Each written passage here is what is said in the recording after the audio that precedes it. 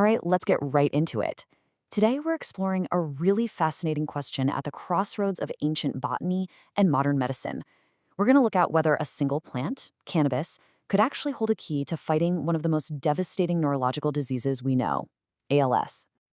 So we start with a number, and honestly, it's a tough one, 3 to 5 years. That's the average life expectancy for a person after they're diagnosed with amyotrophic lateral sclerosis, or ALS. It's a really tight, unforgiving timeline that has created this urgent, desperate search for anything that might slow that clock down. Now, to really get what we're up against, you have to understand the disease itself. ALS is just this relentless condition where the body's nerve cells, the motor neurons that are basically the wiring for all your muscles, they just progressively break down and die. It's this gradual, heartbreaking loss of control, from your limbs to your ability to speak, to swallow, and eventually to even breathe. So that's the world we're stepping into here. For any patient, it is an absolutely devastating diagnosis. And for scientists, it's been this decades-long relentless search for something, anything that can do more than just kind of soften the edges of the disease. And that's the incredibly frustrating part of this story. We've learned so much about how ALS attacks the body, but actually turning that knowledge into effective medicine, it's been a long, slow, and often disappointing road. For patients and their families, it has felt like an eternity of just waiting for a real breakthrough. And this really puts a fine point on the problem.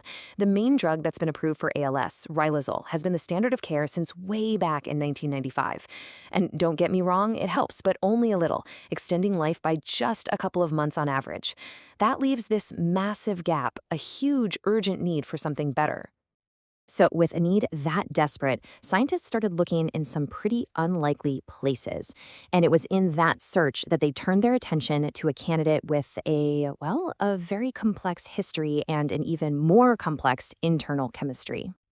You see, the key thing to understand about ALS is that it's not a disease with one simple cause. It's more like a multi-front war on the body's motor neurons. You've got nerve cells getting so overexcited they basically burn themselves out. You have damage from unstable molecules called free radicals. You have inflammation causing all sorts of collateral damage. And you've even got the cell's own power plants failing. It's an attack from all sides. And this is where things get really interesting. As researchers were mapping out all these different pathways of destruction in ALS, they noticed something pretty extraordinary.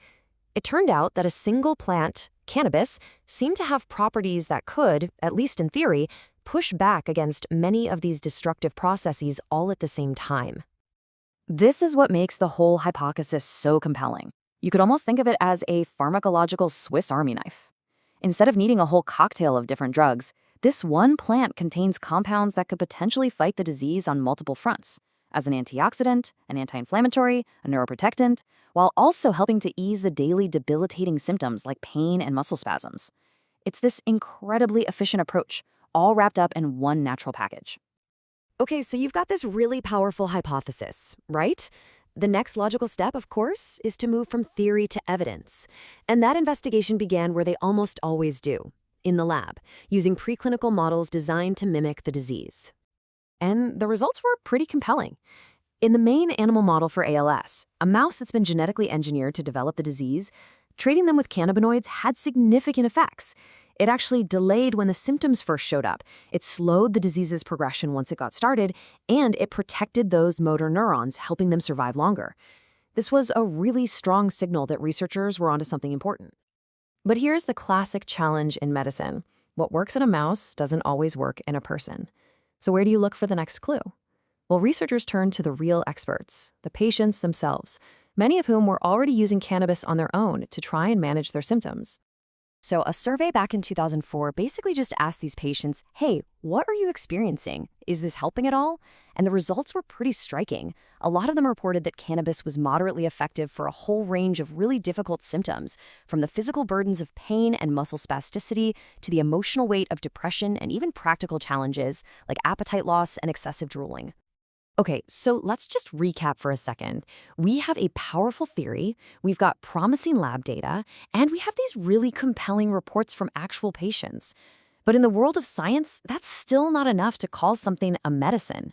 For that, you have to meet the absolute gold standard of proof. And this is what that gold standard looks like. It's a mouthful, but it's called a randomized, double-blind, placebo-controlled trial. Randomized just means patients get the real treatment or a placebo purely by chance. Double-blind means that neither the patients nor the doctors have any idea who is getting which. This entire setup is designed to do one thing and one thing only: strip away all human bias so we can get the cleanest, clearest answer possible. And that brings us right up to today. A trial called the Emerald Trial is a perfect example of how scientists are taking this question out of the realm of theory and into the clinic, putting a very specific cannabis-based medicine to the ultimate test. So, let's just walk through how it's designed. First, they recruit patients who are in the early stages of the disease, hoping to intervene before things are too advanced. Then, they're randomly split into two groups. One gets a placebo, and the other gets a very carefully formulated cannabis extract, one that's high in CBD, the non-psychoactive part, and low in THC. For 6 months, everybody is monitored, and researchers track their physical function to see if the treatment group's progression slows down compared to the placebo group. It is methodical, it is rigorous, and it's designed to give us a clear yes or no answer. So, after all of that, where does this leave us? We've looked at the problem, we've looked at the theory, and we've seen how it's being tested. Now, let's look ahead at what the future might actually hold. This slide really puts the entire journey into perspective. It has been a long road, right? From the very first approved treatment way back in '95, through all that promising lab work in the early 2000s, to the first real-world data from patients, and now, finally, to today's cutting-edge clinical trials that are designed to give us that final answer. And this chart, this really sums up exactly where we stand at this very moment. The scientific theory, the hypothesis, it's strong. The preclinical evidence from the lab, definitely promising. But that final bar, the clinical proof in humans, that is the highest and most difficult hurdle to clear. And it's precisely what scientists are working on as we speak. And so we end where we began, with this central driving question. Could a single plant really hold the key to managing one of neurology's most complex and heartbreaking diseases? The answer is still out there, waiting to be found in the data from trials just like Emerald. And while hope by itself is never a strategy, the rigorous, methodical, scientific pursuit of this very question, well, that offers a very real reason for it.